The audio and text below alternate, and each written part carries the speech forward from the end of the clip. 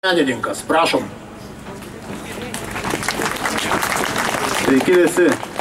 Ačiū, kad leidžiat pasijusti tautos dalimi, nes tik čia tą galiu pajausti.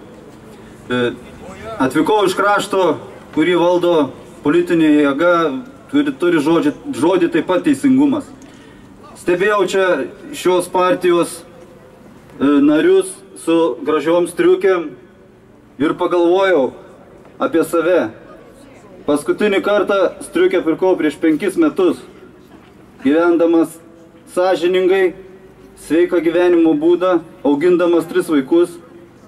Tai va, pas mus kokia sistema, kai žmonės išlaikantis mūsų valdžią gyvena 10 kartų skurdžiau už tą valdžią. Ar tai logiška? Sunku kalbėti man atvažiavus iš mažo miestelio, bet pabandysiu kažką sudėlioti tokio. Aš turiu rankoje policijos pareigūno priesaiką, kurią norėčiau paskaityti.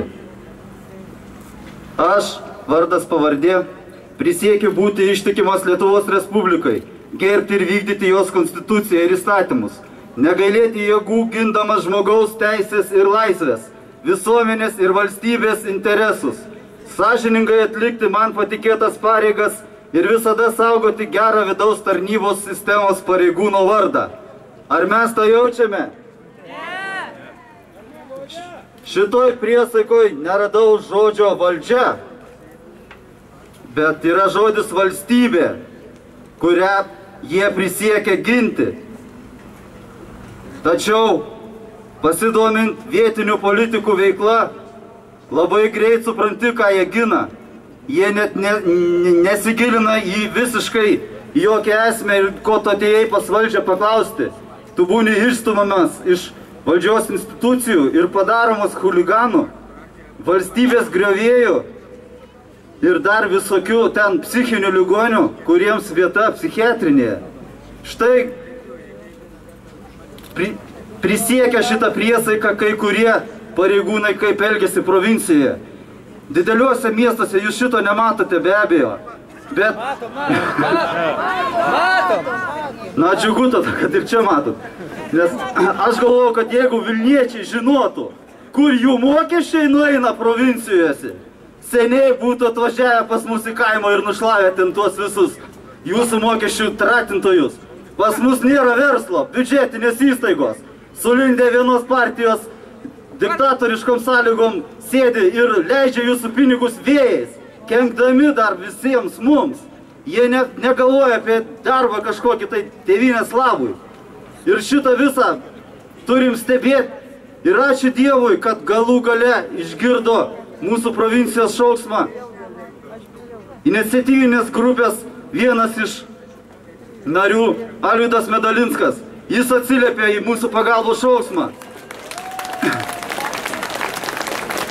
Mums nereikia kažkokios didelės pagalbos, mums nereikia, kad už mūsų atvažiuotų ir užsistotų ir paglostytų galvelės. Mums tik reikia paprasto žodžio, palaikančio, telefono skambučio, kad pasakytų, viskas bus gerai, laikykis, kantrybės. Užtenka tokio palaikymo ir siūlau, jeigu yra dar iš provincijų čia žmonių, kibti darbą savo miesteliuose, kibti darbą su tarybomis. Beje, tarybos nariai taip pat prisiekia. Jie turi priesaiką, kurią nuolatos aš stebiu, kaip jie ją laužo. Bet nėra mechanizmo, kaip juos nušalinti už šios priesaikos laužimą. Todėl matau įvairių judėjimų vėliavas čia, kurie atskirai, kiekvienas savose srityse be galo daug nuveikia Lietuvoje ir veikia toliau. Ir aš žinau, kad veiks. Aš stebiu jų ir matau jų veiklą. Tačiau likimo dovana, kad atsirado kažkokia grupė, kuri sugebėjo apjungti visus šios judėjimus dirbančius Lietuvos labui. Ir nepraraskime šitos gniūžtės, kuri įsibėgėjo. Palaikykime, bendraukime ir dalinkimės patirtim. Ir te padeda mums Dievas. Ačiū.